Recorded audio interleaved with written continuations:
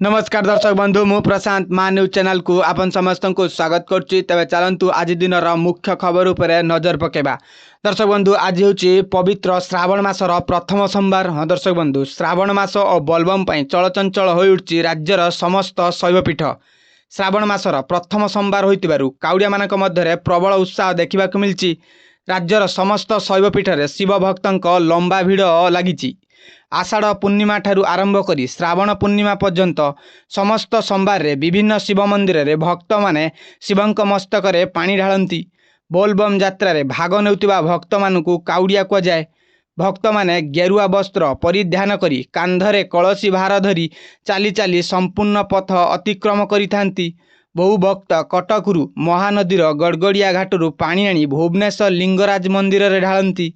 या व्यतीत ओडिशार अन्यान्य स्थान पुरीर लोकनाथ मंदिर रे, भद्रकर आखंडलमणि मंदिर रे, ढेंकानाल कपिलास शिव मंदिर आदि मध्य भक्त माने पानी ढाली थांती। एही धार्मिक यात्रा रे आजिकाली महिला माने मध्य बहु संख्यार भाग नेलेनी।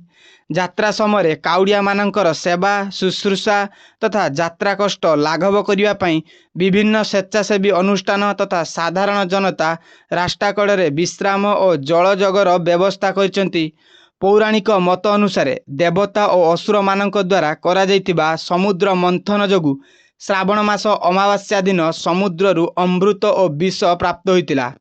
देवता मानक अनुरोध क्रमे महादेव सही विषपान करथिले। सही विषर उत्कुट जलारे तांको कंठ नीलवर्ण हो जाइथिला। विषपान जंत्रणा को लाघव करिया पई देवतागण महादेवंक मस्तकरे सुभाशिष जल ढालिथिले। एहाकू मने पकेया पई प्रतिवर्ष श्रावण मासरे नीलकंठंक जल लागी उत्सव पालन करा जाइथाय। समस्त खबर सटीक अपडेट पाइबा पई आम चैनल को सब्सक्राइब करिकी रखितांतु। आज पई खबर एतिकी थिला। रहिलु नमस्कार।